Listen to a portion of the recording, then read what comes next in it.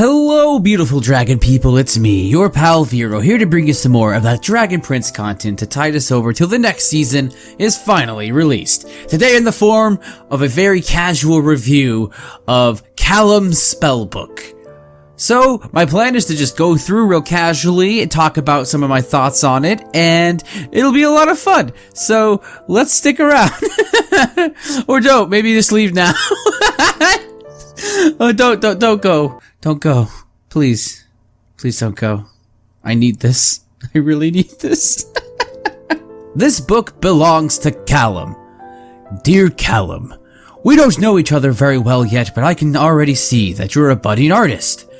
I see you sketching on parchment with charcoal from the fireplace. I see you drawing in the dirt with sticks in the courtyard.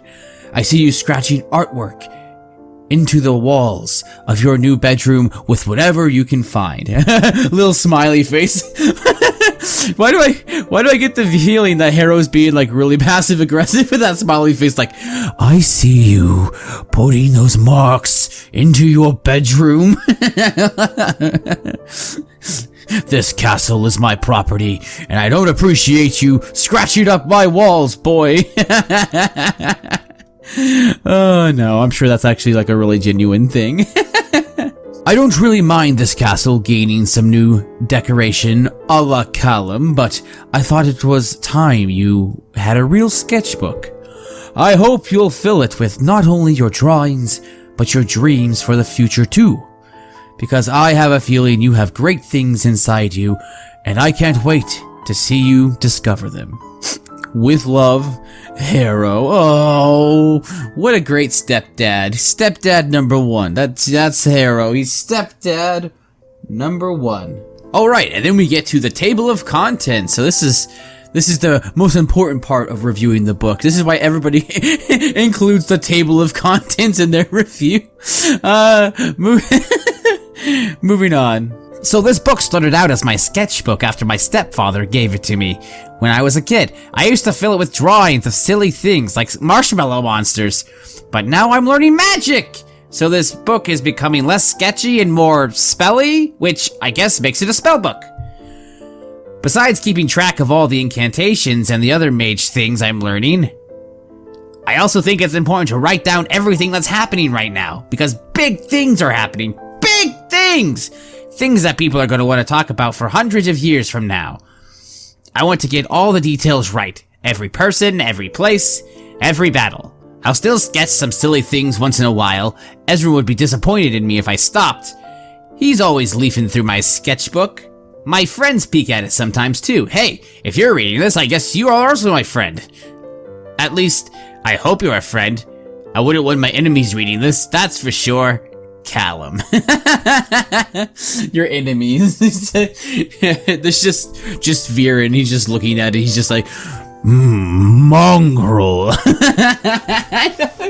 I'm having too much fun, guys. I'm having way too much fun with this. I need to stop. I need to stop. Oh, I love the marshmallow monster art on this though. What a fun little concept. Then we get this beautiful little image of Harrow handing the sketchbook to little Callum. Oh. And then we get to see how it all started. My whole life the world has been split into two parts. The human world, which is made up of 5 kingdoms, and 𝐀𝐧𝐝, a magical land filled with elves and dragons and all kind of other amazing creatures. When I was little, I asked my mom why we could never go to 𝐀𝐧𝐝, and she told me a story. Long ago, there were 6 primal sources of magic in the world. The sun, the moon, the stars, the earth, the sky, and the ocean. Elves and dragons were born connected to the primal sources. Humans weren't. But a human mage discovered a 7th source, dark magic. Mom didn't like talking about dark magic. She told me it's complicated because with dark magic there's always a cost. To perform dark magic, you have to obtain the essence of a magical creature, and there are only a couple ways of doing that. By stealing it, such as cutting off a dragon's or unicorn's horn, or the more common way, by killing the creature. I'm getting like a lot of judgment from this picture of Thunder right here. He's just like, don't Don't put my horns in your spells. Mom's story continued. The elves and dragons were horrified by the humans' use of dark magic. To punish the humans, they banished them to the western part of the continent. For hundreds of years after that, the Dragon King Thunder defended the border between the two worlds. You know, one of the things I really like about the Dragon Prince is, and it's something that I feel like I don't think about enough, but it's actually really cool, and that's that 𝐀𝐧𝐝 is not the world of the Dragon Prince. I mean, not literally. It's just a continent in that world. So there could be all kinds of other continents filled with all kinds of creatures and elves that we will probably never get to see in the actual show, but still, I think it's really fun. It really captures my imagination, trying to imagine what the rest of the world could be like. And that's where my mom's story ends, but sort of where my story starts, because everything in this book stems from what happened next. My mom died during a battle with the Dragon King, and to get revenge, King 𝐀𝐧𝐝, my stepdad, and Lord 𝐕rran killed Thunder and destroyed his egg. Or at least, that's what everybody thought. 𝐀𝐧𝐝 decided to seek revenge for the death of Thunder. I'm sensing a pattern here.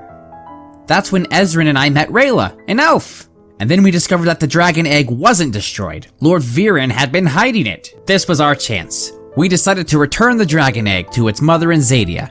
It hasn't been an easy journey so far, but it's our only hope for restoring peace. You know, I actually really like this about the Dragon Prince, and it's something that I don't know, like, when I would ever get a chance to talk about it, but it's something about the show that I really like, and that's that Erebos is kind of the narrator, right? Like, at least he opens with the narration of the show, and in that narration, he says that the dragon egg was destroyed, but we learn later on, I think in episode 2 or 3, that the egg was not destroyed.